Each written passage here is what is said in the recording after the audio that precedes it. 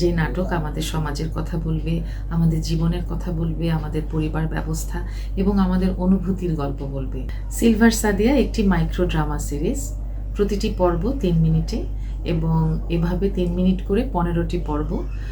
আর এটা একটা রিলস আকারে হবে, মানে যাতে যারা হাতে প্রত্যেকের মোবাইল থাকে, এখন সবাই বিভিন্ন রিলস দেখছে, তাই আমরা সিলভার সাদিয়ার মধ্য দিয়ে দর্শকের মাঝে ইতিবাচক যে প্র্যাকটিস সেটা তৈরি করার চেষ্টা করছি।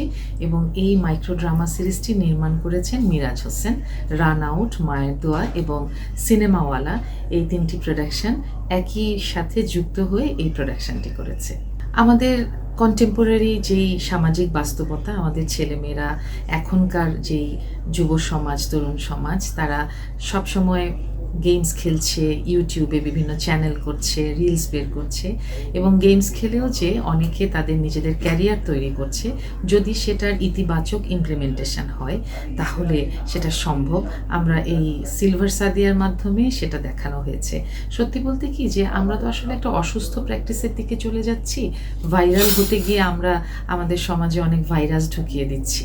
তো সেজন্যে আমরা চাচ্ছি যে আমরা কুৎসিত আজে বাজে রিলস থেকে মানুষকে সরিয়ে এনে আমাদের হাতে হাতে প্রত্যেকের মোবাইলে যদি আমরা ছোট্ট ছোট্ট পর্ব আকারে ভালো নাটক আবার ফিরিয়ে দিতে পারি, যে নাটক আমাদের সমাজের কথা বলবে, আমাদের জীবনের কথা বলবে, আমাদের পরিবার ব্যবস্থা এবং আমাদের অনুভূতির গল্প বলবে, তা যেন আমরা পৌঁছে দিতে পারি, সেজন্যই সিলভার সাদিয়ার প্রচেষ্টা।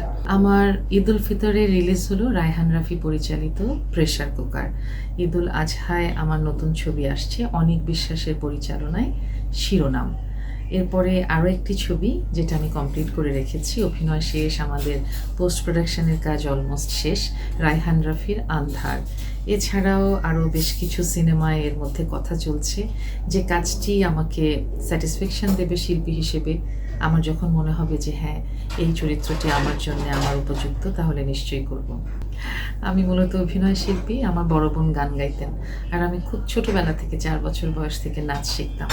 আমি ক্লাসিক্যাল এবং ভরতনাট্যম নিয়ে আমি কোর্স কমপ্লিট করেছি।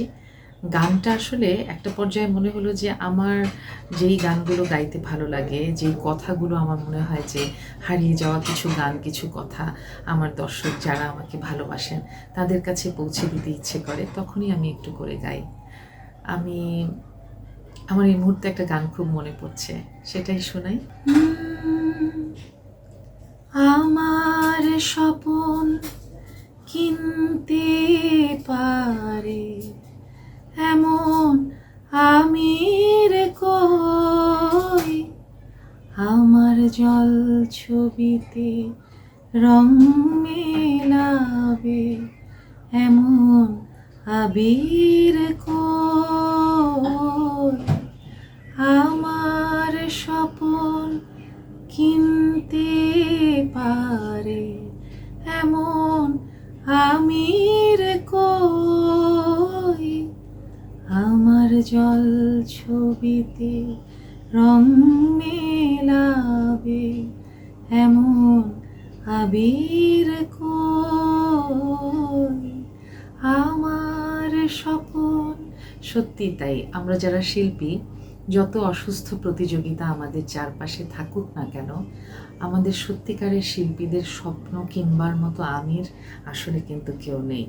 এবং আমরা আমাদের জীবনের যেই জলছবি আঁকি, সেটা যদি সত্যিকার অর্থে অনুভূতি দিয়ে, বিশ্বাস থেকে, ভালোবেসে, মায়া দিয়ে আঁকি, সেই জলছবিতে রং বোলানোর অধিকার কেবল আমার, অন্য কারো নয়।